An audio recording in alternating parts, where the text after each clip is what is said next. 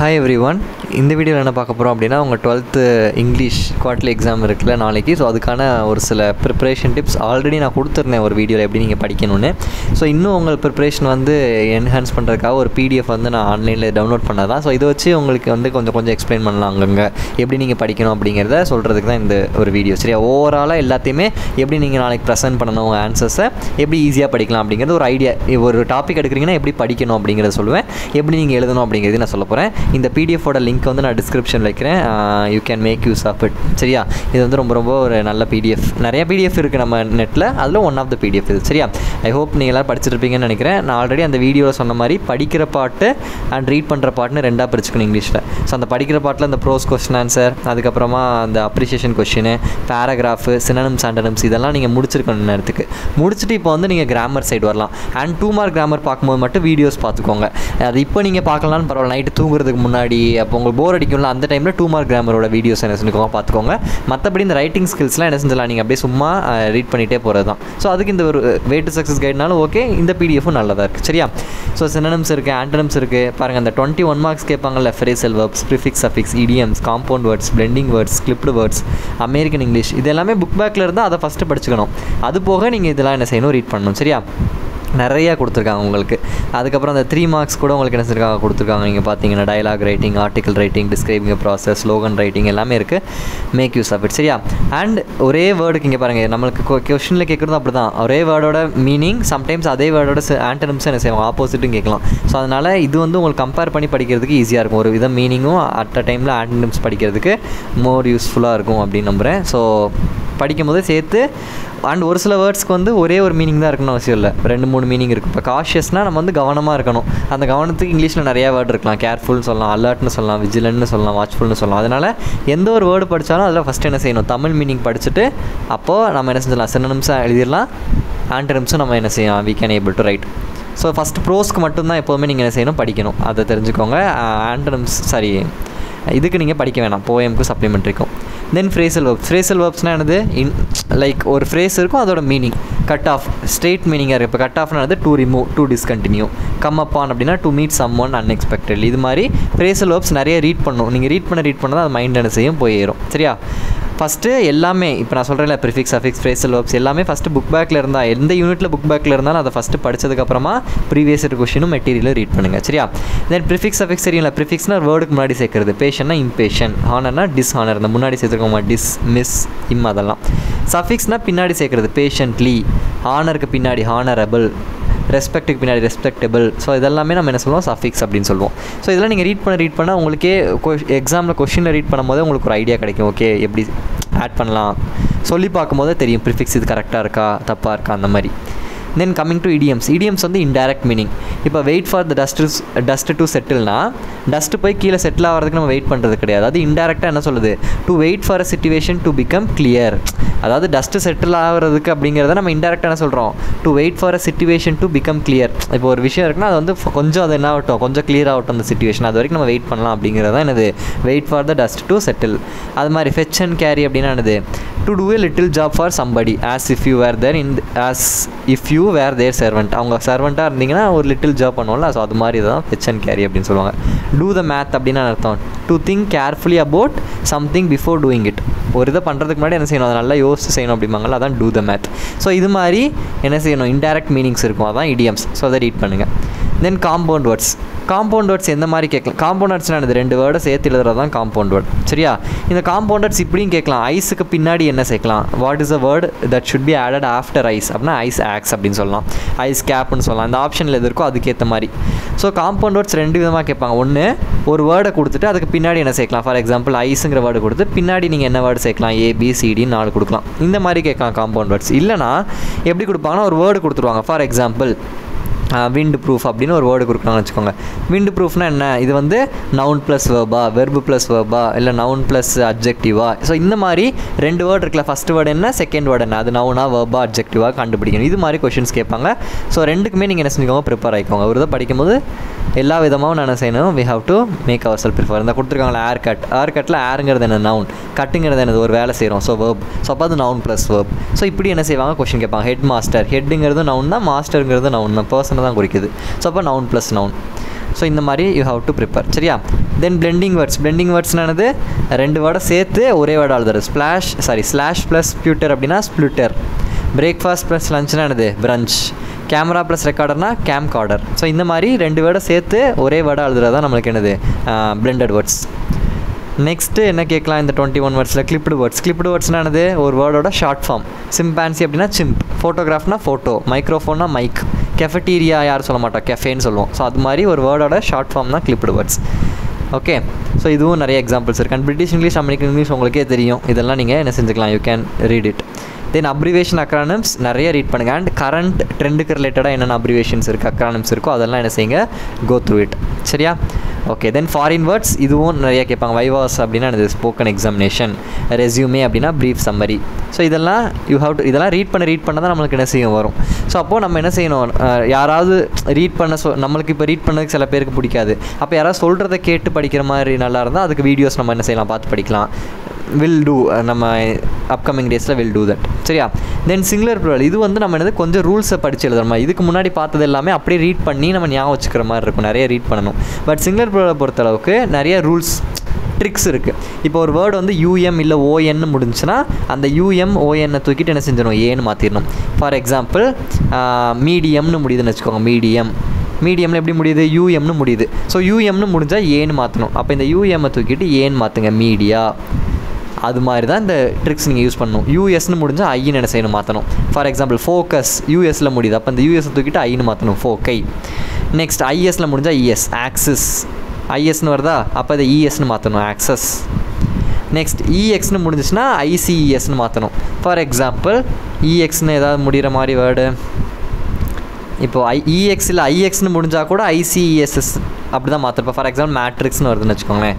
ஐஎக்ஸை தூக்கிட்டு ஐசிஇஎஸ், மேட்ரிசஸ். அது மாதிரி நம்ம சொல்லணும். சரியா? தென் ஏன்னு முடிஞ்சால் ஏஇன்னு போடணும். சரியா? ஏன்னு முடிஞ்சுன்னா ஏஇன்னு என்ன செய்வோம், ஆட் பண்ணுவோம். தென் எஃப்இன்னு முடிஞ்சுன்னா விஇஎஸ். ஃபார் எக்ஸாம்பிள் ஒய்ஃப் அப்படின்னா ஒய்ஃப்ஸ், விஇஎஸ்ன்னு மாற்றணும்.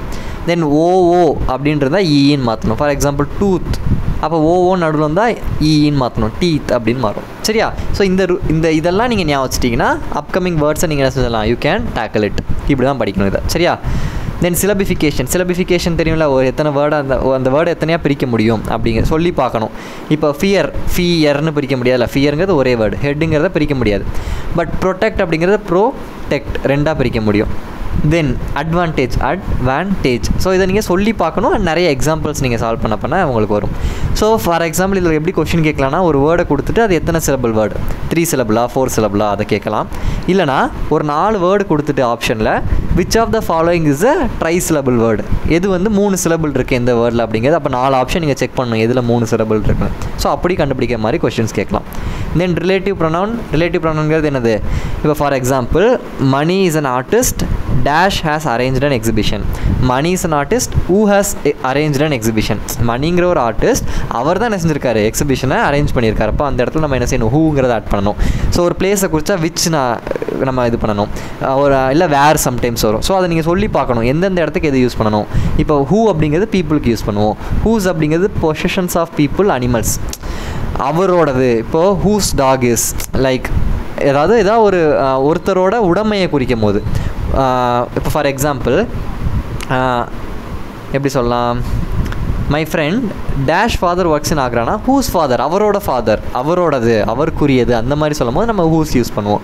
ஹூம் அப்படிங்கிறதும் பீப்புளுக்கு யூஸ் பண்ணுவோம். ஸோ எந்த இடத்துல யூஸ் பண்ணுவோம், இந்த மாதிரி நீங்கள் ஹிண்ட்ஸை ரீட் பண்ணிவிட்டு அதுக்கப்புறம் என்ன செய்யுங்க, கொஷின்ஸ் பக்கம் போங்க. இது எல்லாமே நல்லாயிருக்கு. சப்ஜெக்ட் அதே மாதிரி தான், சென்டென்ஸ் பேட்டர்ன், சப்ஜெக்ட்னா என்ன, வெர்ப்னா என்ன, காம்ப்ளிமெண்ட்னா என்ன, ஆப்ஜெக்ட்னா அட்ஜெக்ட்னா என்ன, அட்ஜெக்டிவ்னா என்ன, இதை ரீட் பண்ணி ஒரு எக்ஸாம்பிள் பார்த்துட்டு அதுக்கப்புறம் நீங்கள் என்ன செய்யலாம், கொஷின்ஸ்க்கு போகலாம்.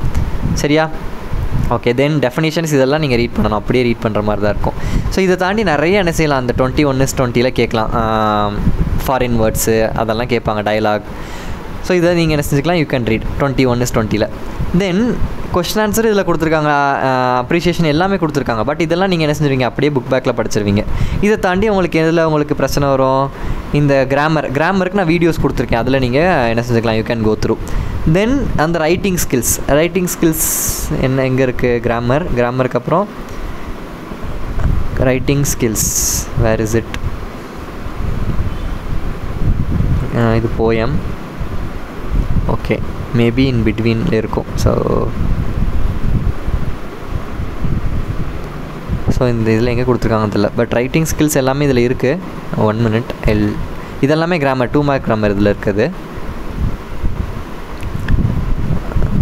டைம் அதாவது இப்போ எல்லா கிராமர் எல்லாமே இப்போ உட்காந்து புதுசாக படிக்கிறீங்கன்னா படிக்க முடியாது. ஸோ முடிஞ்ச அளவுக்கு படிங்க. நெக்ஸ்ட் எக்ஸாமுக்கு என்ன செய்யுங்க, இதை படித்தது போக அடுத்த இப்போ ஃபார் எக்ஸாம்பிள் ஒரு 1 மார்க்கில் ஒரு 14 தான் ரீட் பண்ணியிருக்கீங்கன்னா மீதி இதை என்ன செய்யுங்க, நெக்ஸ்ட் எக்ஸாம் ரீட் பண்ணுங்கள். ஒரு 5 இந்த 2 mark கிராமர் இருக்குல்ல, அதில் 5 இருக்குன்னா ஒரு 2 டாபிக் இப்போ நீங்கள் ஒழுங்காக படிச்சிட்டிங்கன்னா அடுத்த எக்ஸாமுக்கு 3 டாபிக் படிச்சிடலாம். ஸோ அப்படி ஸ்ப்ளிட் பண்ணி படிங்க. ஸோ தட் பப்ளிக்கு முன்னாடி எல்லா டாப்பிக்கும் நம்மளால் என்ன செஞ்சிட முடியும், கவர் பண்ணிட முடியும். சரியா? மோஸ்ட்லி இதில் கிராமர் தான் இருக்குன்னு நினைக்கிறேன். அந்த 3 mark கிராமர் லெட்டர்லாம் இதில் இல்லைன்னு நினைக்கிறேன். That you can go through in your guide. இதில் இருக்கான்னு செக் பண்ணலாம், இல்லைனா you can go through. Question answer எல்லாமே இருக்குது, சின்னதாக இருக்குது. இதில் கூட நீங்கள் பாருங்கள், இதில் கொஸ்டின் ஆன்சர்லாம் எவ்வளோ சின்னதாக இருக்குன்னு. ஸோ இதை நீங்கள் எழுதுனா கூட மார்க் கொடுப்பாங்க. ஸோ ரொம்ப கஷ்டமாக இருக்குது கொஸ்டின் ஆன்சர் கைடை பார்த்து படிக்கிறதுக்கு அப்படின்னா you can go through this PDF. சரியா? Okay.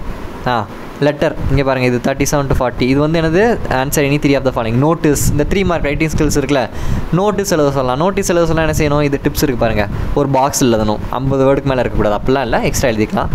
Include the details of the event. நீங்கள் என்ன ஈவெண்ட்டுக்கு நோட்டீஸ் கொடுக்க போகிறீங்க. அவாய்ட் ப்ரொனவுன்ஸ் யூஸ் பண்ணக்கூடாது இல்லை, அவாய்ட் பண்ணிக்கலாம்னு சொல்கிறாங்க. And write in the passive form. For example இது வந்து ஒரு workshop on precise writing. So இந்த ஒர்க் ஷாப்புக்கு ஒரு நோட்டீஸ் போட போகிறாங்க.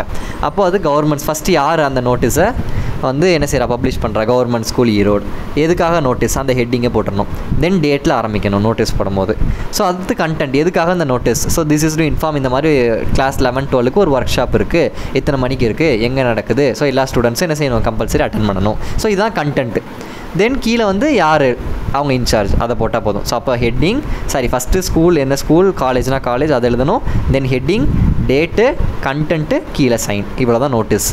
இதே மாதிரி வேறு என்ன, ஒரு மெசேஜும் இதே மாதிரி தான். மெசேஜ்லாம் மோஸ்ட்லி கேட்க மாட்டாங்க. எக்ஸ்பேண்ட் த ஹெட்லைன்ஸ், இது கேட்பாங்க. எக்ஸ்பேண்ட் த ஹெட்லைன்ஸ் வந்து இப்போ for example heavy Reigns lash Chennai, அதாவது நல்ல மழை வந்து என்ன செஞ்சிருச்சு, சென்னையை அழிச்சிருச்சு அந்த மாதிரி. அதான் நான் லாஷஸ்னால் ஒரு மாதிரி நார்மல் லைஃப்பை புரட்டி போட்டுருச்சுன்னு அர்த்தம். அப்போ ஃபஸ்ட்டு எடுத்தோன்னே என்ன செய்யணும், பிளேஸ், எந்த பிளேஸ் நடக்குது, comma, date November 15, comma, year. இது 3மே கண்டிப்பாக என்ன செய்யணும் இருக்கணும். இதை இப்படி எழுதணுமா இல்லை வே டு சக்ஸஸில் வந்து என்ன பேட்டர்னு பார்த்துக்கோங்க. இல்லை இப்படி எழுதினாலும் ஓகே தான். ஸோ ஏன்னா நீங்கள் நியூஸ் பேப்பர் எடுத்து பார்த்தீங்கன்னா அவங்க ஃபஸ்ட்டு என்ன செய்வாங்க, ஒரு ஹெட்லைன் தலைப்பு செய்தி கொடுத்தது கீழே என்ன செஞ்சுருப்பாங்க, பிளேஸ் போட்டிருப்பாங்க, டேட் போட்டிருப்பாங்க. ஸோ அதனால் ஃபஸ்ட்டு பிளேஸு, டேட்டு, இயர் இதை போட்டுருங்க. போட்டதுக்கப்புறமா அதை எக்ஸ்பேண்ட் பண்ணுங்கள். இப்போ ஹெவி ரெயின்ஸ் லாஸ்ட் சென்னைனா அந்த ஹெவி ரெயின்ஸ் வந்து சென்னையில் இப்படி இருந்துச்சு. ஸோ அதனால் மக்களோட நார்மல் லைஃப் எல்லாமே என்ன செஞ்சிருச்சு, மாறிடுச்சு. இந்த மாதிரி ஒரு 4 லைனில் எக்ஸ்பேண்ட் பண்ணி எழுதுங்க. NEET classes to begin on September 20. அப்போ அதே மாதிரி தான் பிளேஸ் இதெல்லாம் போட்டுட்டு வந்து ஏதாவது இப்போ கவர்மெண்ட் வந்து ஒரு இப்போ நீட் கிளாஸஸ்னு இதில் வெறுமனே கொடுத்துருக்காங்க. அப்போ நீங்கள் என்ன செய்யலாம், ஒரு கவர்மெண்ட் வந்து ஒரு இனிஷியேட்டிவ் ஸ்டார்ட் பண்ணுறாங்க. அதில் நீட் கிளாஸஸ்லாம் 20th ஸ்டார்ட் ஆகுது, இந்த பிளேஸில் ஸ்டார்ட் ஆகுது. அது மாதிரி நீங்கள் என்ன செய்யலாம், உங்களோட கற்பனை திறனில் எழுதுறது தான் இந்த எக்ஸ்பேண்ட் த ஹெட்லைன். சரியா? தென் இமெயில் எழுத சொல்லி வரலாம். இமெயிலில் 2 எழுதணும். சிசிங்கிறது அவங்களையும் இன்க்ளூட் பண்ணுற மாதிரி மெயிலில். தென் சப்ஜெக்ட், எதுக்காக அந்த மெயில் எழுதுறீங்க, இன்விடேஷன், ஆனுவல் ஸ்போர்ட்ஸ் டே. தென் சாருக்கு எழுதும்போது டியர் சார், கண்டென்ட் எப்படி எழுதணும்னு நீங்கள் ரீட் பண்ணிக்கலாம். Then regards, principal, ABC. And school பேர்லாம் மோஸ்ட்லி போடக்கூடாது. ஏபிசி ஸ்கூல், உங்கள் பேர் வந்து XYZ இந்த மாதிரி போட்டு நீங்கள் என்ன செய்யுங்க, ட்ரை பண்ணுங்கள் எழுதுறதுக்கு. ஓகே. Then complete the ப்ராவப். இதெல்லாம் ப்ராவப்ஸ் நீங்கள் ரீட் பண்ண யூ கேன் அண்டர்ஸ்டாண்ட். ஓகே. இதான் வந்து 3 3s are. And dialogue writing கேட்கலாம். ஸோ டயலாக் ரைட்டிங் நீங்கள் ஒரு 10 டயலாக் ரீட் பண்ணிங்கன்னா ஒரு ஐடியா கிடச்சிடும். ஓகே, 2 பேருக்கு நடுவில் எழுத சொன்னால் இந்த மாதிரி தான் எழுதணும். ஸோ குட் மார்னிங் எப்படி ஆரம்பிக்கும்போது ஒரு ஸ்டாஃப் கிட்டையோ ஒரு ஹையர் அஃபீஷியல்ஸ்ட்டை நீங்கள் ஸ்டார்ட் பண்ணும்போது குட் மார்னிங் வச்சு ஆரம்பிக்கணும். முடிக்கும் போது தேங்க்யூ. இதுவே வந்து என்ன செஞ்சிடும், ஒரு எக்ஸ்சேஞ்ச் ஆயிரும். ஸோ மினிமம் இங்கே பாருங்கள், ஸ்டூடெண்ட் பேங்க் கிளர்க் இது சேர்த்து ஒரு எக்ஸ்சேஞ்சு, அடுத்து இது சேர்ந்து 2வது எக்ஸ்சேஞ்ச், இது 3வது எக்ஸ்சேஞ்ச். இது மாதிரி மினிமம் 3 மார்க் கேட்டாங்கன்னா 3 எக்ஸ்சேஞ்ச் மினிமம் இருக்கணும். பட் மேக்ஸிமம் நீங்கள் 6-7 கூட எழுதிக்கலாம். 5 மார்க் கேட்டால் மினிமம் 5 இருக்கணும் எக்ஸ்சேஞ்ச். 5னா 5 2s 10 சென்டென்ஸ் இருக்கணும். 1 2 3 4 இது மாதிரி 10 இருக்கணும். பட் மேக்ஸிமம் நீங்கள் இவ்வளோ நாள் எழுதிக்கலாம். சரியா? Okay. So this is the thing.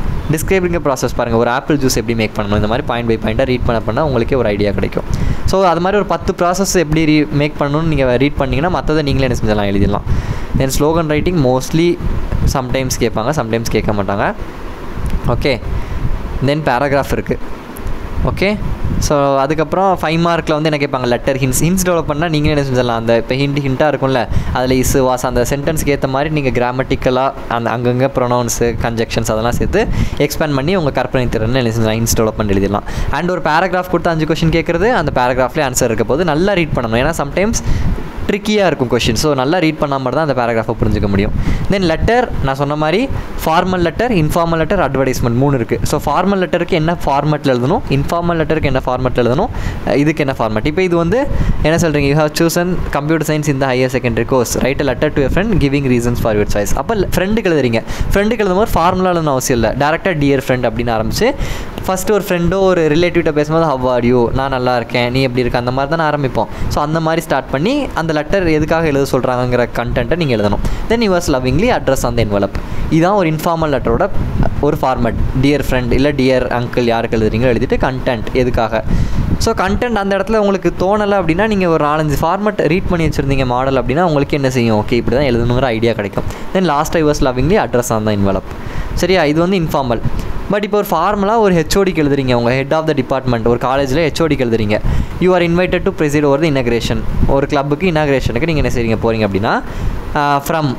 எப்போவுமே ஃபார்மல் லெட்டர் எழுதும் போது ஒரு ஹையர் அஃபீஷியல்ஸ் இல்லை ஒரு அஃபீஷியலாக எழுதும் போது லெட்டரை ஃப்ரம்லேருந்து ஆரம்பிக்கணும். ஃப்ரம் உங்கள் அட்ரஸ், உங்கள் பேர் எதுவுமே எழுதக்கூடாது. XYZ professor head of the department ABC college அது மாதிரி தான் போடணும்.